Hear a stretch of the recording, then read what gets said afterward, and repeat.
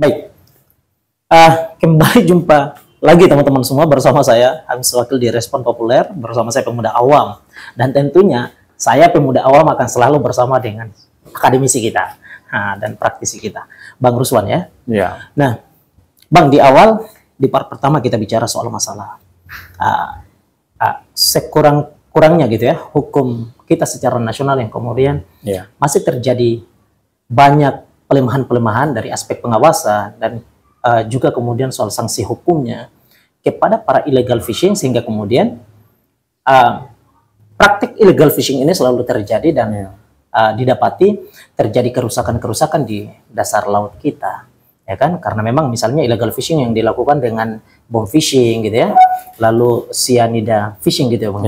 Nah, ini kan bukan hanya saja mematikan ikan yang menjadi target utama, tetapi kan banyak hal di sana kan.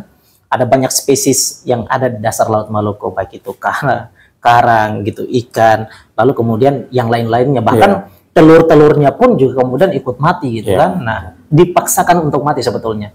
Nah, ini yang kemudian menjadi pembahasan di part pertama kita. Nah, untuk kedua ini, karena memang saya melihat fokus Abang ini menyangkut soal masalah penelitian Abang soal illegal fishing ini kan di daerah Maluku. Ini kita mau ingin bicara menyangkut soal masalah ini. Abang secara pribadi apakah kemudian melihat terjadi kekosongan hukum yang dimana itu menjadi produk dari daerah itu sendiri, perda katakanlah. Abang melihatnya secara hukumnya dulu nih Bang. Ini gimana nih Bang? Iya.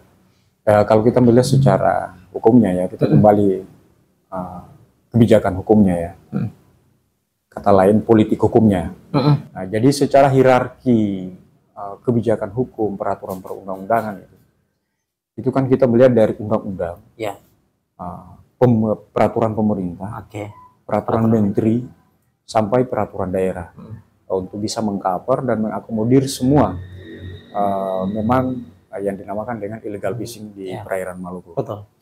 Nah, kita melihat secara hierarkinya, undang-undang semua sebenarnya udah ada, ya. Nah, mulai dari permen, undang-undang, terus peraturan pemerintah, peraturan daerah, ada peraturan daerahnya. Oh, perdanya ada? Iya, tapi tidak spesifik. Oh, tidak spesifik. Iya, kan perda kan tentang kepelabuhanan, contohnya kan ada itu di Maluku kan. Nah, tapi tidak spesifik mengenai penanggulangan illegal fishing di perairan Maluku. Nah, ini karena berarti masih kosong nih, perdanya kosong jadinya. Jadi harus ada regulasi yang memang dipersiapkan sebagai perwujudan, mempersiapkan infrastruktur dan suprastrukturnya menuju yang sampai saat ini pemerintah daerah dan teman-teman ya civil society ya kan mengkampanyekan lumbung ikan nasional, terus segerakan sahkan RUU Kepulauan. Ya ini ya harus kita siapkan sebagai konsensus untuk bagaimana kita bisa memproyeksikan saat ini dan saat akan datang. Gitu. Dan ini merupakan titik perhatian kita sebenarnya, bagaimana kita mempersiapkan itu, sehingga mengundang investor. Ya investor ini kan ya keberadaannya kan sangat diperlukan sebenarnya. Betul. Nah, dalam mengeksplorasi maupun eksploitasi sumber daya perikanan kita. Karena kita tidak bisa mengharapkan nelayan tradisional. Karena beberapa dari bibir pantai yaitu dia bisa menjangkau. Tapi dari situ nggak bisa karena dia tidak mempunyai fasilitas yang memadai. Infrastrukturnya yang bisa mengeksploitasinya ya penangkapan ikan ya investor. Karena dia punya modal, ya kan? Punya kelengkapan lah gitu ya. Dan ini harus ada penguatan tentang kebijakan, entah itu kebijakan hukum dan kebijakan pemerintah daerah secara umum kan, mengenai penangkapan ikan di Provinsi Maluku. Bisa saja memberdayakan nelayan itu kan, memberikan mereka fasilitasi penangkapan yang memadai, sehingga bisa menekan angka inflasi di Provinsi Maluku. Pendapatannya juga kan, seperti itu. Jadi secara regulasinya, secara kebijakan hukumnya ya memang sampai saat ini memang ada, tapi kurang efektif. gitu. Oke, sampai sejauh ini ada tapi kurang begitu efektif. Iya. Wait, perdanya ya, perdanya ada? Ada. Oh, perdanya ada. Jadi begini, lebih ilmiahnya, itu kita berangkat dari teori efektivitas hukum ya, bahwa efektif dan tidaknya suatu aturan itu kan tergantung 3 faktor.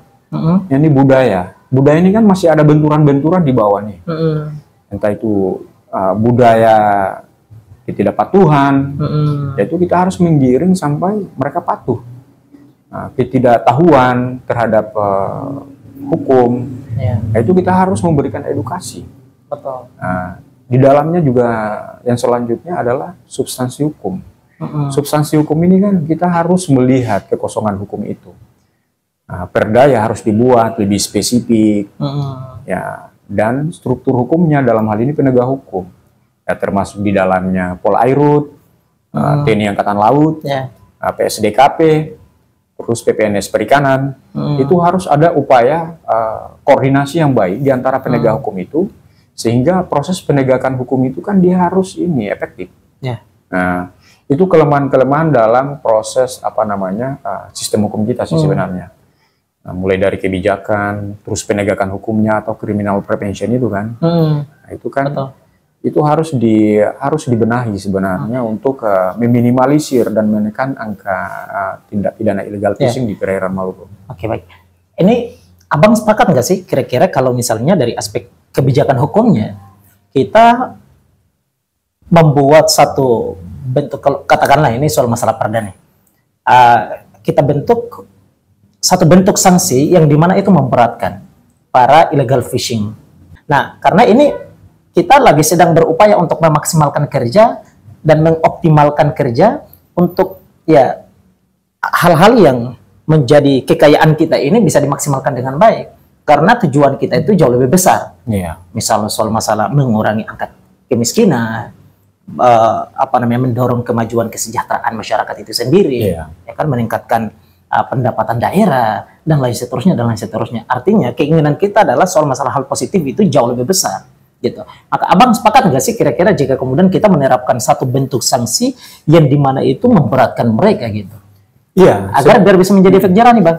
Iya, kalau kita melihat dari upaya criminal prevention itu atau law enforcement, ya, penegakan hukum, itu kan ada 3 instrumen yang menjadi pendekatan kita kan.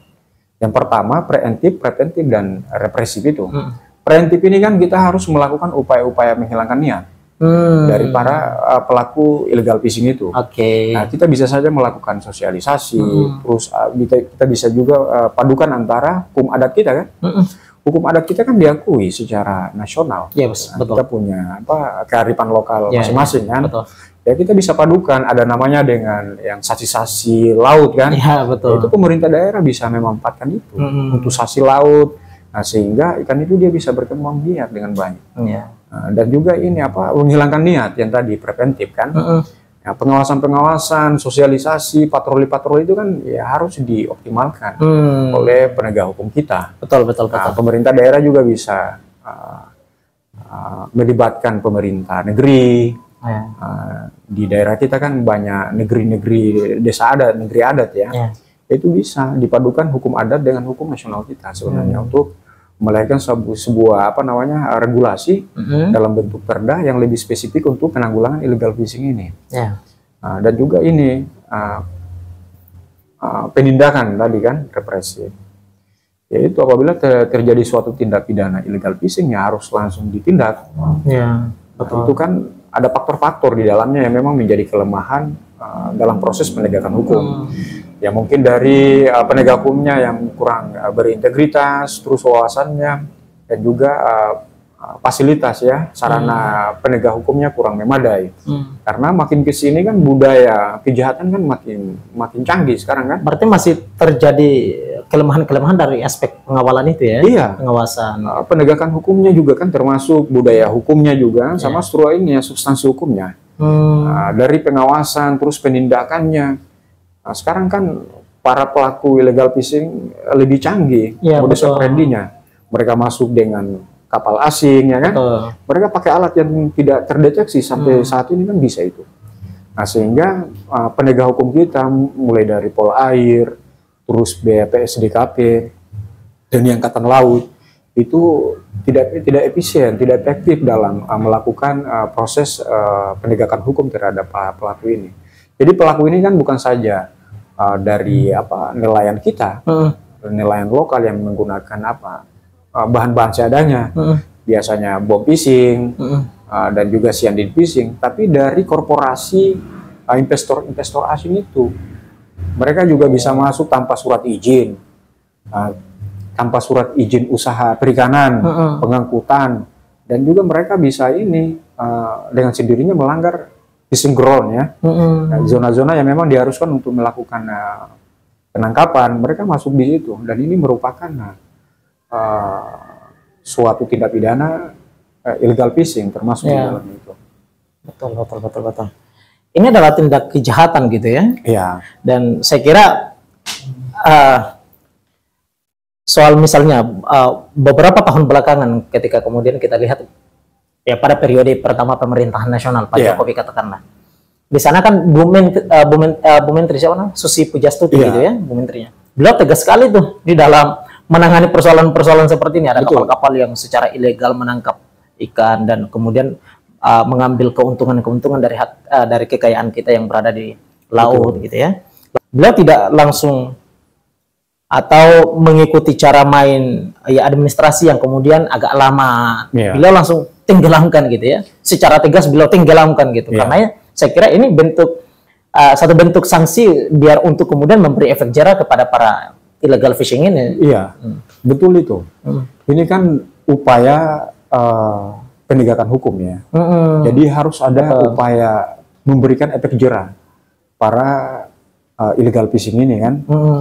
Nah, jadi kalau upaya seperti apa yang dilakukan oleh Ibu Menteri Susi Pujastuti yang mantan ya, itu ini untuk melahirkan efektivitas itu nah, dari penegakan hukumnya ya. Nah, itu bagus lah. Nah, dan kita mau di Maluku juga harus ada seperti itu. Ada perda yang memang bisa menekan, bisa menjadi upaya trigger gitu. Trigger agar bisa para pelaku illegal fishing ini ya diberikan efek jera seperti itu. Oke. Abang lihat sejauh ini Maluku masih menjadi satu tempat di mana seksi gitu untuk bagi para illegal fishing ini? Kira-kira masih ada? Ya begini ya, sebenarnya para pelaku illegal fishing ini kan tidak melihat kalau regulasinya ada pun mereka akan terus melakukan. Karena dilihat bukan regulasinya upaya-upaya penegakan hukumnya, tapi dari potensi perikanannya. Bukan saja Maluku, tapi daerah-daerah lain juga. Mereka bisa masuk di situ untuk melakukan penangkapan ikan secara melawan hukum. Dan Maluku sampai saat ini ya merupakan wilayah yang memiliki potensi perikanan yang sungguh luar biasa. Nah itu kan bandingkan saja kalau Maluku ini kan masuk dalam zona 3 ya. Zona 3. Terus sebagaimana peraturan Menteri Kelautan dan Perikanan nomor 1 tahun 2009 itu.